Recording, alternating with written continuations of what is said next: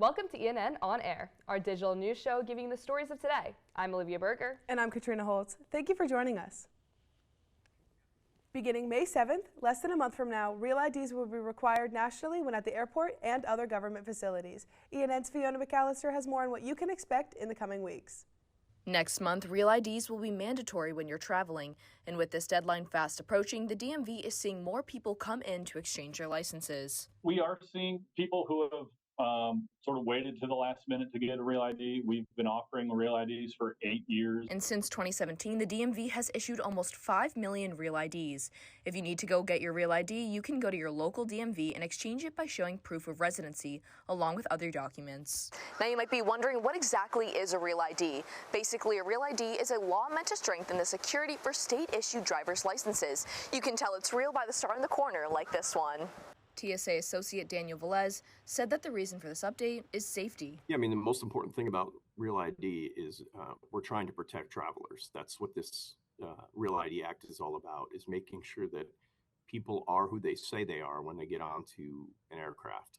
With summer coming up, students will be traveling home for break, but when asked if they had a Real ID to fly home with, here's what some students said. No, I actually don't. I haven't gotten one yet. Now, I guess so. I kind of have to. I have my passport with me, but I think it would be beneficial to get my Real ID. For all I know, I probably do have one. I just don't know about it. I'm going to go get my Real ID, though. Fiona McAllister, ENN Tonight. Though TSA is requiring Real IDs at security, it'll be a phased approach and not a hard stop. It might just take you longer to get through security. Elon's College of Arts and Sciences is starting a new STEM major in the fall. There will be a BA and a BS in neuroscience, along with a BS with a concentration in exercise neuroscience. Currently, the neuroscience minor has roughly 180 students. Student interest was a large part in creating the new degrees, each of which require a different number of credit hours. Matt Winstein, Associate Professor of Exercise Science and Coordinator of the Neuroscience program, says that the department is creating new courses like Introductory Neuroscience for those who are looking to join the major. There's a bucket of courses that are our disciplinary neuroscience courses that are coming from individual departments. There's a bucket of courses that are integrative neuroscience courses, and then there's a set of electives that shift slightly when you have that exercise neuroscience concentration. It's a smaller list you can choose from. Neuroscience courses do not have set classrooms yet, but some labs are located in the Francis Center. The North Carolina Supreme Court placed a hold on a ruling that gave certain voters 15 business days to fix issues with their voter registration in the state's 2024 Supreme Court race, potentially impacting the final outcome. The ruling followed a legal challenge by Republican Jefferson Griffin, who trailed Democratic Associate Justice Allison Riggs by just 734 votes after 2 recounts.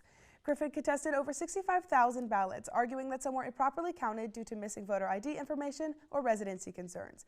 In a 2-1 decision, a panel of the North Carolina Court of Appeals agreed with Griffin, ordering election officials to contact the voters whose ballots had issues and give them time to resolve them.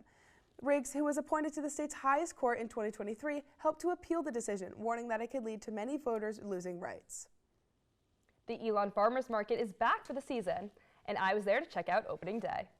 The rainy day did not stop the Elon community from coming out and enjoying the first farmers market of the season. I'm really excited for it to be back. I've been at Elon every single summer since I started, and I always love coming here on Thursdays. I think that it's great to see people from the community come out, especially because I think Elon can be so separate from the rest of Burlington and Alamance, so it's really sweet to see people kind of intermingling.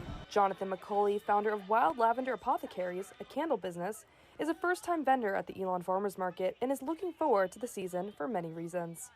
Meeting some of the students, getting to formulate connections with other local businesses and possibly do some collaborations with them. So we're looking forward to that.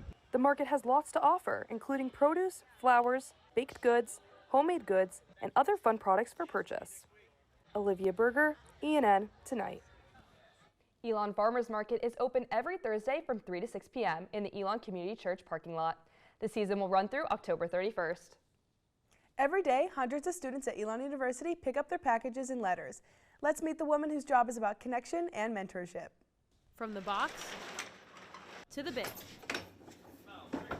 Elon students pick up their mail every day here at Elon Mail Services. But behind the counter is someone who delivers more than just mail. And this is how this is. It's full, and you have to be careful getting it out. For Michelle Toy, working at mail services has been anything but junk. Toy starts her day at 8 a.m. with trucks rolling in to deliver. Then she sorts, scans, and stacks, doing her part to get the mail to its owner. We go by campus box number first. If we don't have that, then we use the name. Make sure our name and box number match. So then, because if it doesn't, then we have to figure out what's the, if it's the wrong name or if it's the wrong box number. No 2 days are the same, and packages come and go, much like the students. We've had some that have started out as freshmen and, continue working through for the 4 years. They become friends. And then you get attached, and then they move and leave you, so you just start all over again. Apart from full-time employees, Mail Services also hires students to work behind the scenes. And while she appreciates their help, Toy enjoys working with the students because they help me to kind of stay young a little bit, maybe. Some days at Mail Services are busier than others, like Monday mornings, which are always hectic as staff sort and label packages that were delivered over the weekend. On Monday, we get post office, all of FedEx, all of UPS, and then Amazon. And although the job can be demanding, and then it gets physically tiring too, but it's our job, so that's what we do. Toy still makes time to place her stamp on the campus. Charlotte Fobby, ENN Tonight. Elon Thon brought together students, faculty, and community members for a dance marathon that totaled over 13 hours long. Elon Thon showed support for Duke Children's Hospital through dancing, performances, and hearing inspiring stories. By the end of the marathon, Elon Thon raised over $80,000 for Duke Children's Hospital. Elon Motorsports celebrated their annual car show in the McMichael parking lot with students and local residents showing off their beloved hot rods. Elon Motorsports President Bong Realiza said that one of his favorite parts of the car show and meetings is seeing local residents pull into the lots with their cars and motorcycles. And it's not just local residents who come to their shows and meetings. Students from schools all across North Carolina, such as High Point, University of North Carolina, Chapel Hill, and Winston-Salem also drove out to show their support, show off, and appreciate each other's vehicles.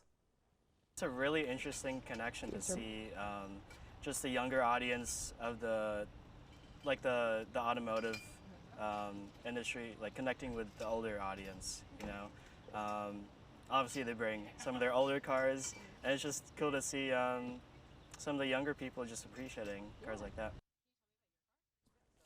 Elon Motorsports will be flaunting vintage and new wheels before Elon's baseball takes on Towson University on April 13th. Elon's eSport team hosted a Super Smash Bros. Tournament, welcoming students from around North Carolina to compete. The event held lively competition and built camaraderie within the collegiate esports community. Teams from Elon, North Carolina State, University of North Carolina Chapel Hill, and University of North Carolina Greensboro gathered at Global Commons on Saturday from 10:30 a.m. to 9:30 p.m. to compete in a bracket-style competition for the classic game Super Smash Bros. Laughter and cheers echoed through the halls as groups of students huddled around monitors, cheering each other on and exchanging friendly banter.